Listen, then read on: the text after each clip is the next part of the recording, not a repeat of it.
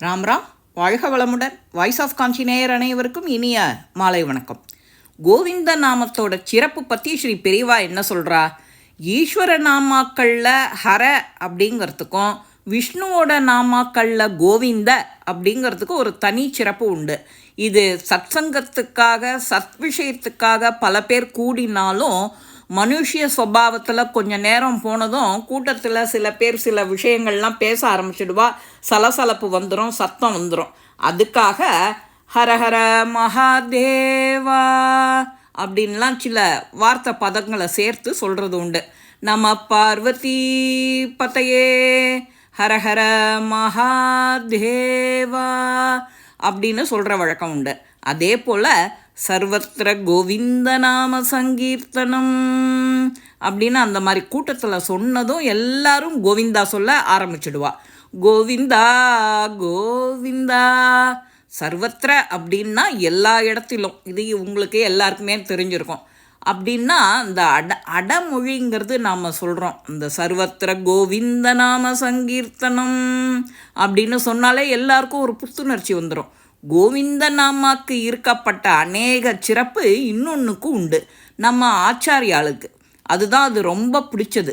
பஜகோவிந்தத்தில் ஒரு மனுஷன் வாழ வேண்டிய முறைகளையும் தத்துவ உபதேசங்களையும் விவேக வைராக்கியங்களையும் சொல்லியிருக்கார். இது சகல ஜனங்களுக்கும் ஆனது. இப்பேற்பட்ட சிறப்பு கொண்ட கோவிந்தனை பூஜிங்கோ அப்படின்னு நம்ம மகான் சொல்கிறா. அவருடைய குருவோட பெயர் என்ன? கோவிந்த பகவத் பாதர்.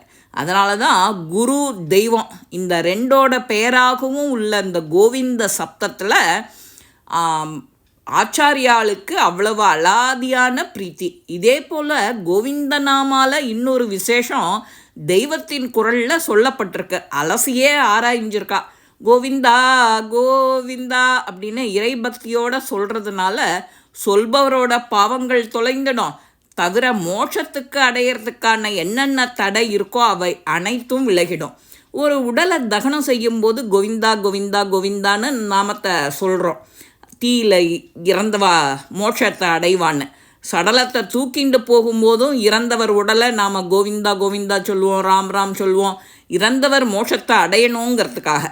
கலியுகத்தில் நாம சங்கீர்த்தனம் ஒன்று தான் மோட்சம் தர வல்லதுன்னு மகான்கள்லாம் அப்போவே சொல்லியிருக்கா. நம்ம எண்ணங்கள் சிந்தனைகள் சிதறக்கூடிய சந்தர்ப்பங்கள் எங்கெங்கெல்லாம் வருதோ அப்போல்லாம் இந்த கோவிந்த நாமாவை சொன்னால் நமக்கு ஒரு தெளிவு கிடைக்கும். எப்போதும் ஒரு கூட்டத்தில் ஒரு சலசலப்பு பஜனன் ஒரே மாதிரி நடந்துட்டுருக்குன்னா டக்குன்னு ஒருத்தர் இதை எடுத்து சொல்லிடுவா, சர்வத்திர கோவிந்த நாம சங்கீர்த்தனம் அப்படின்னு. நம்ம நாரதரும் இதே தான் சொல்கிறார். மோட்சம் கிடைக்கணுமா, ராம நாம ஜபம், என்ன உனக்கு ஜபம் செய்யணுமோ அதை சொல்லு. கோவிந்தா தான் சொல்லணுமா, நமசிவாயா சொல்லக்கூடாதா, ராமா சொல்லக்கூடாதா, உன்னோட இஷ்டம். பரமாத்மாவோட கோவிந்த நாமா இன்னும் விசேஷம். பகவத்பாதர் என்ன சொல்லியிருக்காரோ நாம் கோவிந்த நாமத்தை சொல்லிகிட்டே இருன்னு சொல்லியிருக்கார். அதனால் இது எளிய உபாயம். நம்ம நாளுக்கு நாள் கார்த்தால எழுந்த உடனே உட்காந்துக்கும் போது எழுந்துக்கும் போது ஃபோனில் ஹலோ சொல்லும்போது ராமா கோவிந்தா சிவா யாருக்கு என்ன இஷ்ட தெய்வமோ அதை சொல்லி கூட நாம் கூப்பிட்டா அதோட புண்ணிய பலனும் நமக்கு தான். சர்வத்திர கோவிந்த நாம சங்கீர்த்தனம் கோவிந்தா கோவிந்தா அப்படின்னா அவயங்களில் இருக்கிற எல்லாம் கண்ணை மூடிண்டு வாயை நன்னா பெருசாக திறந்துண்டு அப்டமன்லேருந்து எல்லாத்தையும் சொல்லும்போது நமக்கு எவ்வளோ ஒரு எனர்ஜி கிடைக்கிறது. அந்த எனர்ஜி அன்றைக்கி நாள் முழுசும் கிடைக்கணும். அதே மாதிரி கார்த்தால படுக்கையை விட்டு எழுந்துக்கும் போது நாராயணா நாராயணா நாராயணான்னு எழுந்துக்கணும். கார்த்தால தூங்கிறதுக்கும் போது மகாதேவா மகாதேவா மகாதேவான்னு.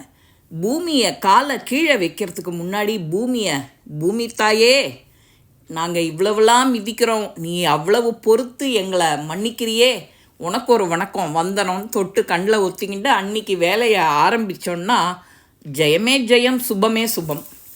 என்ன நண்பர்களே, இந்த பதிவு உங்கள் எல்லாருக்குமே பிடிச்சிருக்கும். லைக் பண்ணுங்கோ, ஷேர் பண்ணுங்கோ, பெல் பட்டனை கிளிக் பண்ணுங்கோ, சப்ஸ்கிரைப் பண்ணுங்கோ, கமெண்ட்ஸ் பாக்ஸில் கமெண்ட்ஸ் போடுங்கோ.